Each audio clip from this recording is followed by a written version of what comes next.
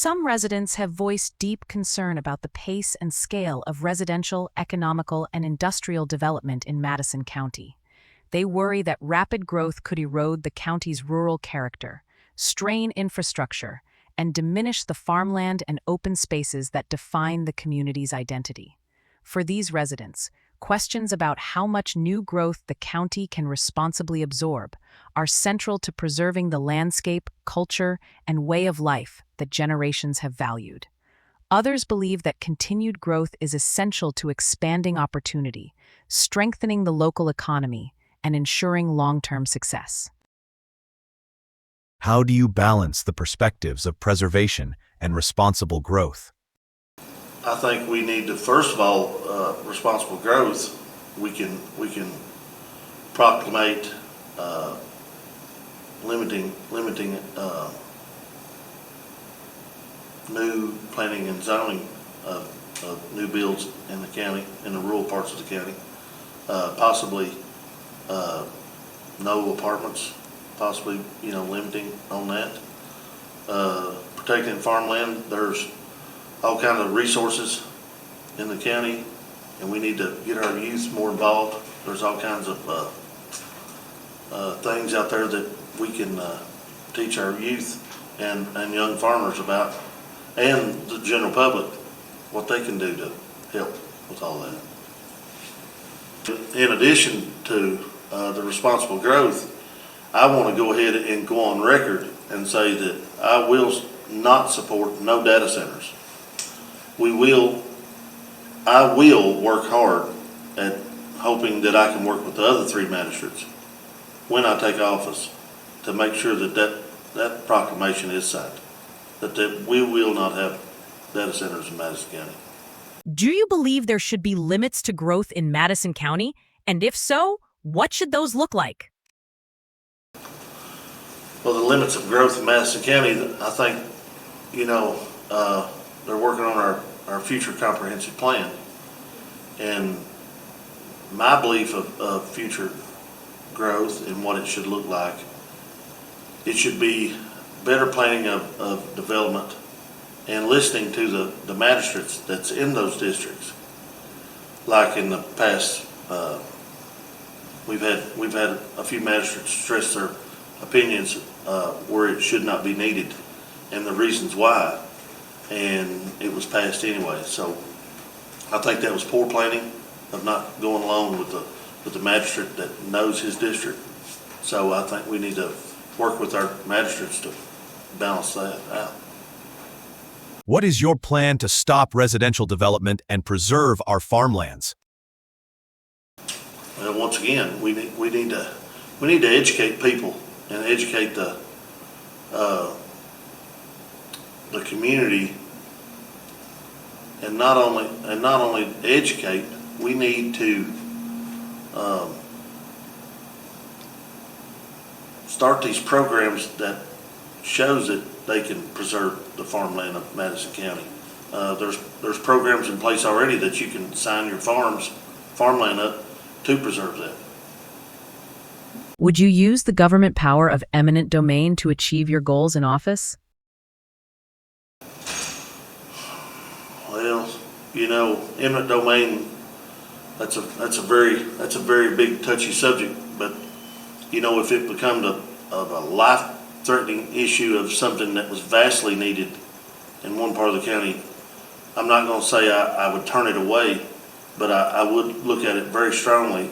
Plus, I would get the viewpoints of the people that voted me for office and see what they thought in my district before I would vote on anything. A government of the people must be open in its actions and receptive to the perspectives of those it represents, in our case, the citizens of Madison County. Transparency and responsiveness are not optional. They are the foundation of public trust and effective leadership, and fundamental to good governance. How can elected officials prioritize the needs of the people over the needs of their donors? Well, number one, I have no donors. And number two, getting out in the public and listen to the needs of your public, period. How do you plan to reach out to the public on important issues that come up in the next 4 years?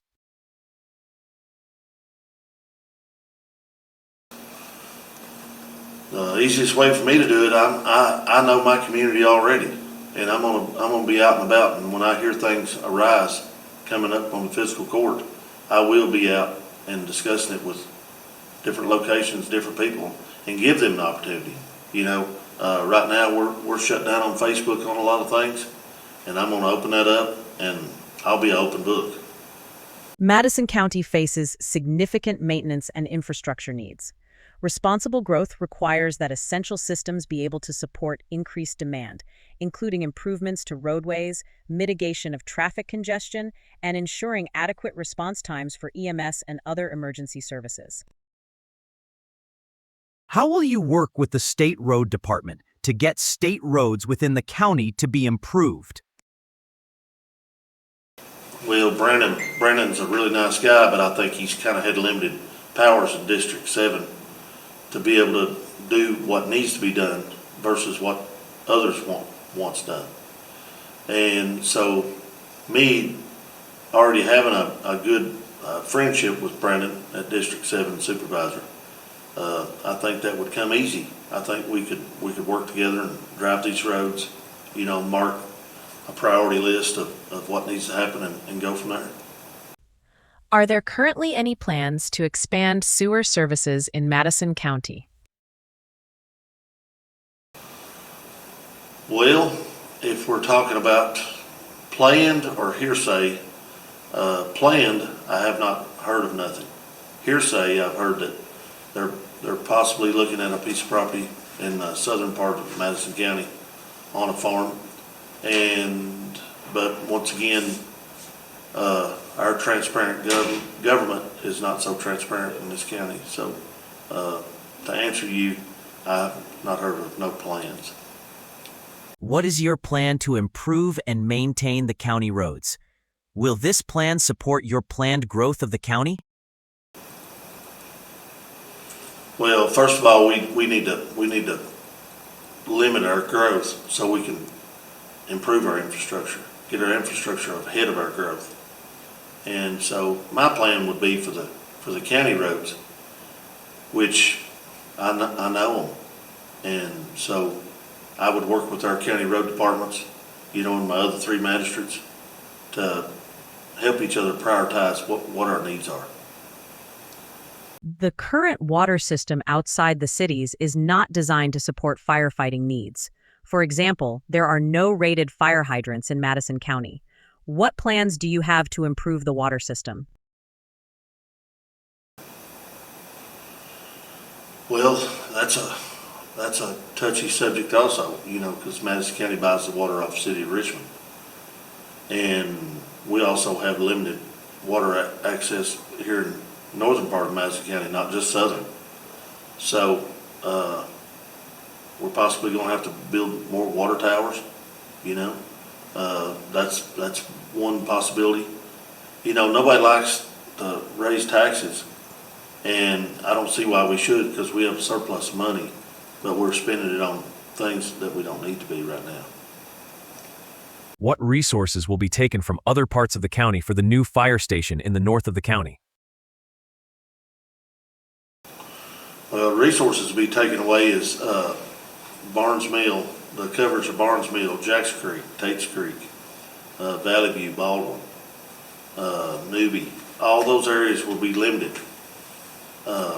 Union City, we've got great volunteer fire departments, but they can only do so much. And our county fire departments is also limited. They have the minimum amount of men that you need on a shift, per shift. So, and I'm not saying that we don't need a fire station in northern Madison County, but we need to maintain and keep the one that we have on Keeneland Drive, because our city cannot support us.